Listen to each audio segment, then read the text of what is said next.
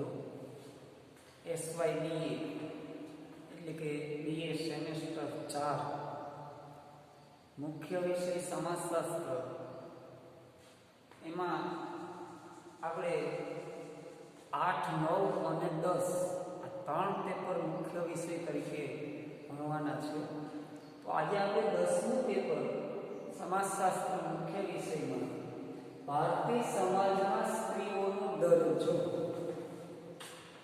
આના વિશે આપણે ચર્ચા કરીશું અને એમાં આપણે યુનિટ નંબર 1 જે છે એ જોશું. તો યુનિટ નંબર 1 માં જે આપણે છે એમાં પહેલો ટોપિક છે સ્ત્રીઓના અભ્યાસનો અર્થ, કે સ્ત્રીઓનો અભ્યાસ કોને કહેવાય. વુમન સ્ટડીઝ કે જે પશ્ચિમી શબ્દ છે વુમન સ્ટડીઝ એટલે કે સ્ત્રીઓનો અભ્યાસ અથવા નારીનો અભ્યાસ. તો એ 20મી સદીના જે 6થા દાયકાના ઉત્તરાર્ધમાં અમેરિકામાં સ્ત્રીના અભ્યાસનો પાયો નખાયો, કે ત્યારે એમાં ધીમે ધીમે સ્ત્રીઓ વિશેના અભ્યાસો થવા લાગ્યા. ભારતમાં એ 1975ના વર્ષથી જે નારી વર્ષ તરીકે ઉજવવામાં આવ્યું, ત્યારથી સ્ત્રી વિષયક અભ્યાસો છે એ ધીમે ધીમે થવા લાગ્યા. સ્ત્રી અથવા નારી બંને શબ્દો પર્યાય શબ્દો સ્વરૂપે છે અને એમાં મૈત્રેયી કૃષ્ણારાજ એણે સ્ત્રી વિશેના અભ્યાસો કરેલા છે. તો એમાં આપણે સ્ત્રી અભ્યાસનો અર્થ એ જોઈએ તો કે સ્ત્રીઓની સમસ્યાઓ, સ્ત્રીઓનું જીવન, એના વિશે જે અભ્યાસો થાય છે, એના દરજ્જો, એનો હક, એની ફરજો, એને આપણે સ્ત્રી અભ્યાસ તરીકે કહી શકીએ.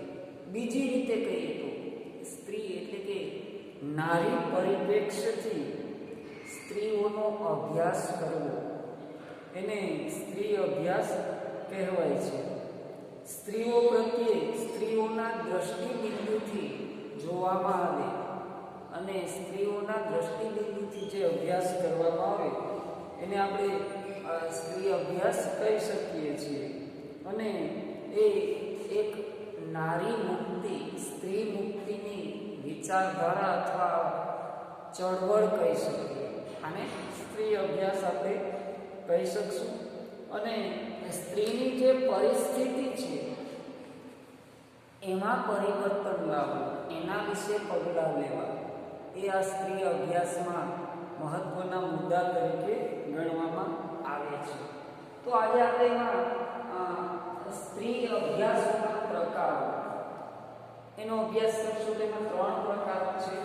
સ્ત્રીઓના દરજ્જા સંબંધિત નારી અભ્યાસો, કે દરજ્જો એટલે હક, કે સ્ત્રીઓના હક જે છે એ હક સંબંધિત જે અભ્યાસો થાય છે એ દરજ્જા સંબંધિત નારી અભ્યાસો આપણે કહી શકીએ. દરજ્જાના મૂલ્યાંકન માટે એના માપદંડો હોય છે, એને લક્ષ્યમાં રાખીને જે અભ્યાસ કરવામાં આવે છે. તો એમાં સ્ત્રીની આવક, મિલકત, શિક્ષણ, તાલીમ, આરોગ્ય વ્યવસ્થા, વ્યવસાય, આ દરેક બાબતોનો સમાવેશ થાય છે આ અભ્યાસમાં. ત્યાર પછી આ બધી બાબતોને અવરોધતા રીતિ રિવાજો, પ્રથાઓ, સ્ત્રી ઉપર પ્રતિબંધ મૂકતા રિવાજો છે, પ્રથાઓનો સમાવેશ આ બધી બાબતોમાં થાય છે. સ્ત્રીઓની પરિસ્થિતિની સમજ મેળવવા માટે સ્ત્રીના દરજ્જાનું મૂલ્યાંકન કરવામાં આવે છે. તો એ છે એ દરજ્જા સંબંધિત નારી અભ્યાસો અથવા સ્ત્રી અભ્યાસો આપણે કહી શકીએ. તો આવા અભ્યાસો છે ભારતમાં પણ થયેલા છે. તો એમાં ઇન્દ્રદેવ નામના અભ્યાસીએ પ્રાચીન ભારતમાં સ્ત્રીઓનો દરજ્જો કેવો છે એના વિશેનો અભ્યાસ કરેલો છે. ત્યાર પછી રેખા મિશ્રાએ મોગલ સમયના ભારતમાં સ્ત્રીઓનો દરજ્જો કેવો છે એના વિશે પણ અભ્યાસ કરેલો છે. ત્યાર પછી સ્ત્રીના દરજ્જા વિશે અલગ અલગ સમિતિઓએ પણ આનો અભ્યાસ કરેલો છે. અમિત કુમાર ગુપ્તાએ ભારતમાં જે આર્થિક અને રાજકીય પરિવર્તન આવ્યા એમાં સ્ત્રીનો દરજ્જો ક્યાં અને કેટલો છે એના વિશેના પણ અભ્યાસો છે થયેલા છે. તો આ છે સ્ત્રીના જે દરજ્જા સંબંધિત અભ્યાસો છે એ પ્રકારમાં આપણે ગણી શકીશું. ત્યાર પછી બીજો પ્રકાર છે સ્ત્રીઓની સત્તા સંબંધિત નારી અભ્યાસો, કે સત્તાની બાબતમાં સ્ત્રીઓ ક્યાં સ્થાને છે એનો અભ્યાસ આ બાબતમાં કરવામાં આવે છે. સમાજ જીવનમાં જે વિભિન્ન ક્ષેત્રોમાં સ્ત્રીઓની સત્તા કે સત્તા વિહીનતા કે જે પરિસ્થિતિ છે એને કેન્દ્રમાં રાખીને જે અભ્યાસ કરવામાં આવે છે એ સત્તા સંબંધી અભ્યાસ આપણે કહી શકીએ. અને એ જે સત્તા અથવા સત્તા વિહીનતા છે એક નિર્ણાયક અને મહત્વનું પાસું છે. સત્તા એ સ્ત્રીની પરિસ્થિતિનું મુખ્ય ઘટક તત્વ છે, કારણ કે સત્તાના ધોરણે વ્યક્તિ છે એ અન્ય વ્યક્તિ ઉપર શાસન કરી શકે છે. તો સ્ત્રી આ બાબતમાં કઈ જગ્યાએ કેટલા અંશે છે એનો અભ્યાસ કરવામાં આવે છે. અન્ય વ્યક્તિઓ ઉપર સત્તા દ્વારા સજા કરવી અથવા એની ઉપર નિયંત્રણ રાખવું આ સત્તાની બાબતમાં આવે છે. તો સ્ત્રીઓ ઉપર આ પ્રકારના નિયંત્રણો છે નથી, સજાઓ છે, કેટલી પદ્ધતિઓ છે, કઈ રીતના એની સ્વતંત્રતા છે છીનવવામાં આવે છે, આ બાબતના અભ્યાસો છે આમાં કરવામાં આવે છે. સ્વસુર અથવા સાસુ પક્ષે માલિક કે બોસ વગેરેની સત્તાનો વિરોધ કે સામનો કરવો એ સ્ત્રીઓ માટે છે મહત્વની બાબત છે, તો એનો અભ્યાસ કરવામાં આવે છે. ત્યાર પછી અન્યાય, અસમાનતા, શોષણ, ઈચ્છા વિરુદ્ધનું વર્તન સ્ત્રી સામે થવું ક્યાં ક્યાં થાય છે એનો અભ્યાસ કરવામાં આવે છે. ત્યાર પછી બીજા લોકો તેના પર કેવી કેવી સત્તાઓ ભોગવે છે સ્ત્રી ઉપર એના અભ્યાસો થતા હોય છે.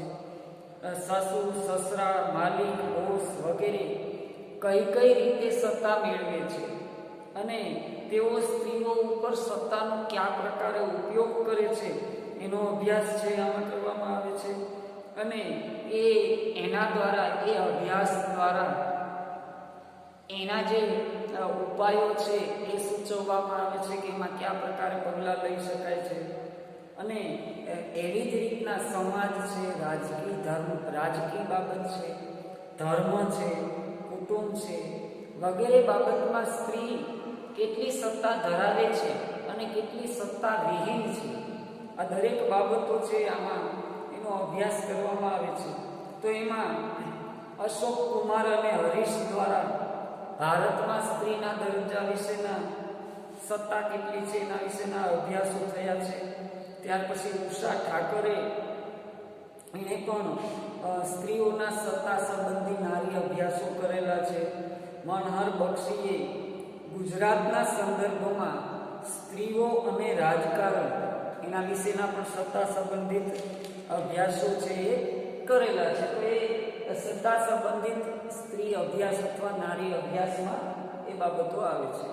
ત્યાર પછી ત્રીજો પ્રકાર છે સ્ત્રીઓની સ્વાયત્તા સંબંધી નારી અભ્યાસ, કે સ્વાયત્તા એટલે સ્વતંત્રતા, કે સ્ત્રી કેટલી બાબતમાં સ્વતંત્ર છે એના અભ્યાસો આ પ્રકારમાં કરવામાં આવે છે. સ્વાયત્તાપણું એટલે કે સ્વતંત્રતા એક મહત્વનું પાસું છે. સ્ત્રી છે તો સ્ત્રીમાં પોતાનું સ્વાયત્તાપણું અથવા પોતાપણું રહેલું છે.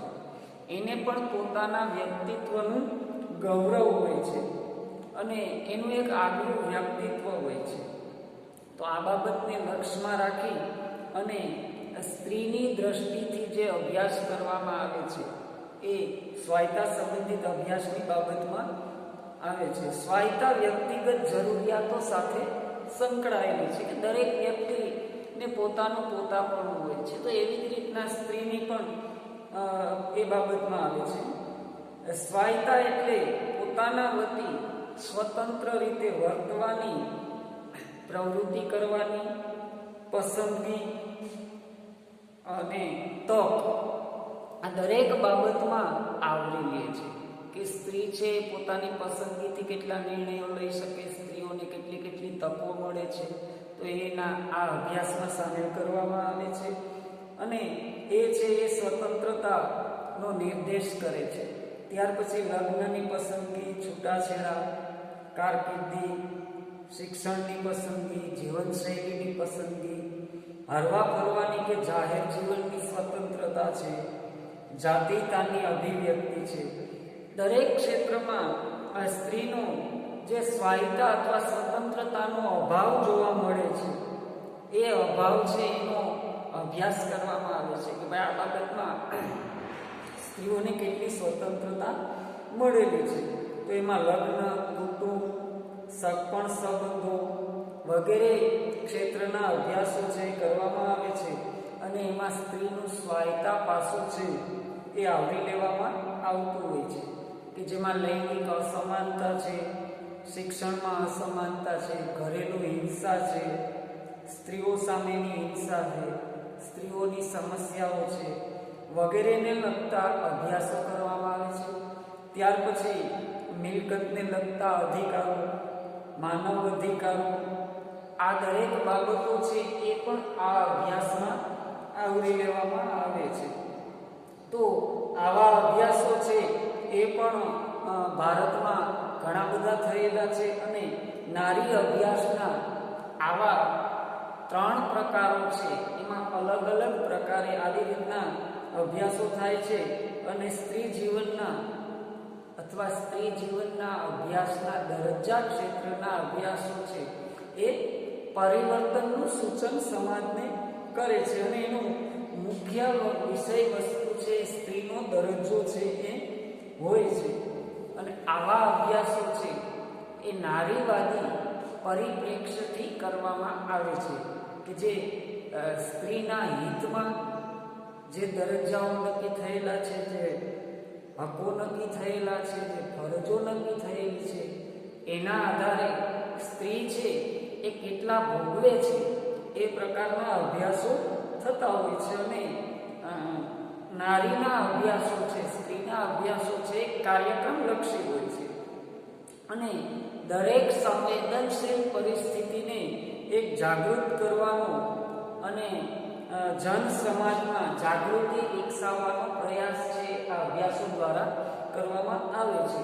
તો અહીં આપણે આ 3 પ્રકારો છે પૂર્ણ થાય છે. ત્યાર પછી આપણે આગળનો ટોપિક જે છે કે ભારતમાં નારી અભ્યાસોની આવશ્યકતા, એ હવે પછીના સમયમાં આપણે એની ચર્ચાઓ કરીશું.